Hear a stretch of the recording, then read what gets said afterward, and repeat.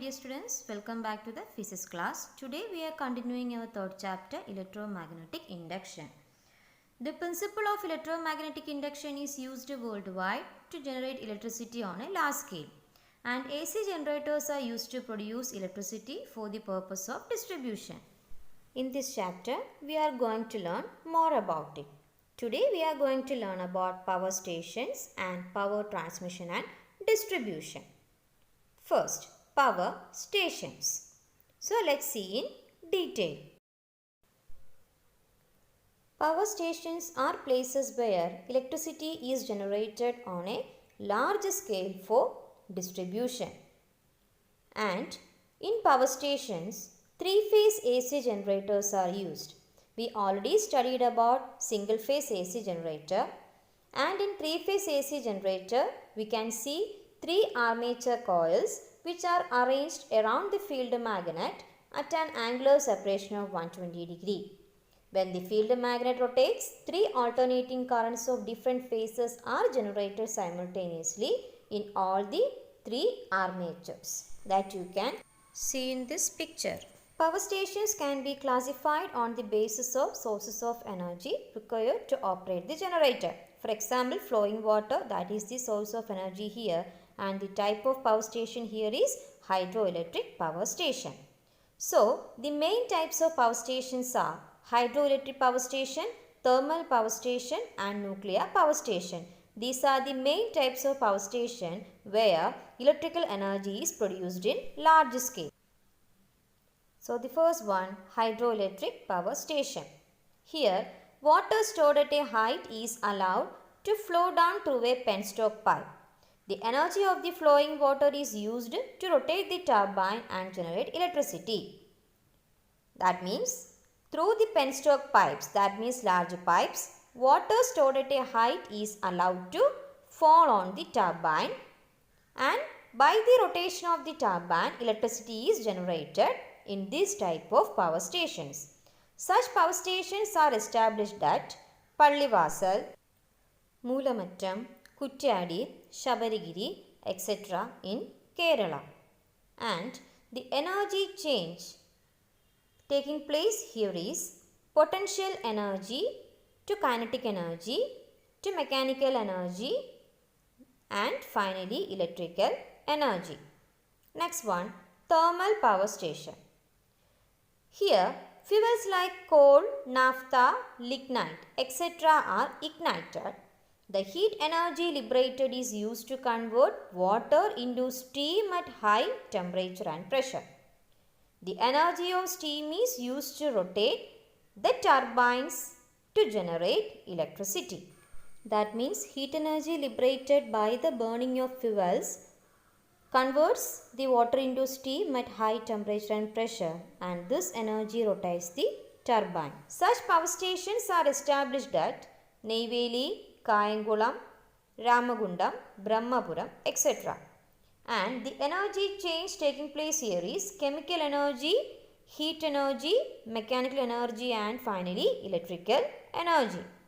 And the third one, nuclear power station.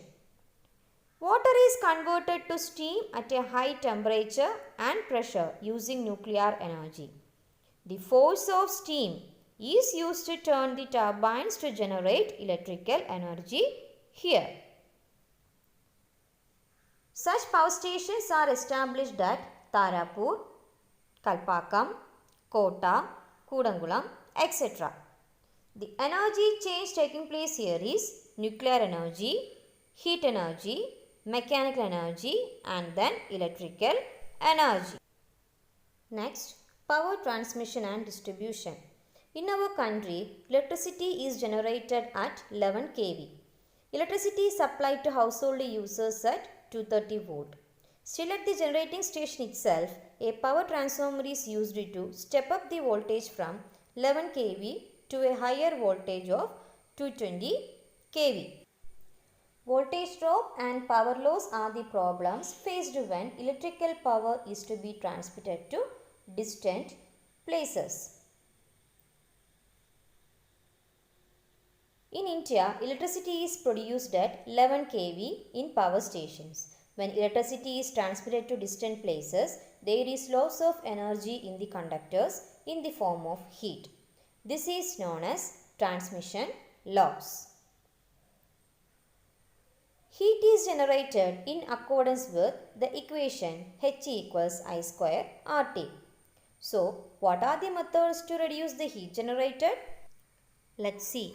By reducing the resistance and strength of current in the transmission line and by reducing the time, we can reduce the heat generated. Since power transmission is a continuous process, reducing the time is not practically possible.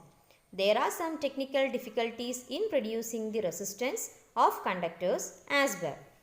So, the only method to reduce the heat generated is by reducing the strength of current.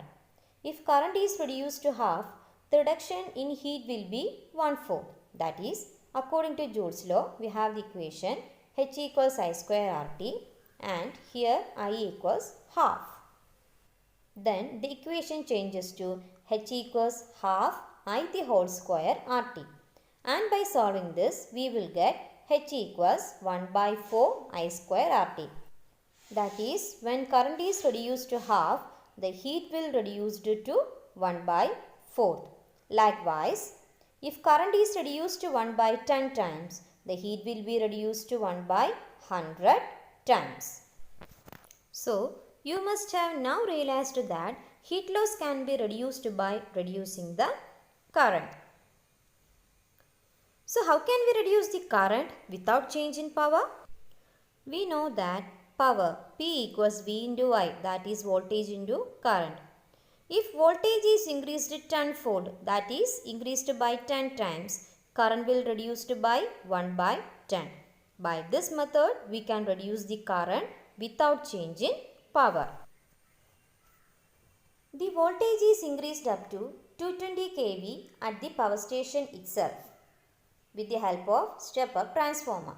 As a result, the current and loss of energy in the form of heat decreases. Later, the voltage is lowered at different stages of power transmission using step-down transformer and electricity is made available to the distribution transformer at 11 kV. Usually, step-down transformers are used as distribution transformer.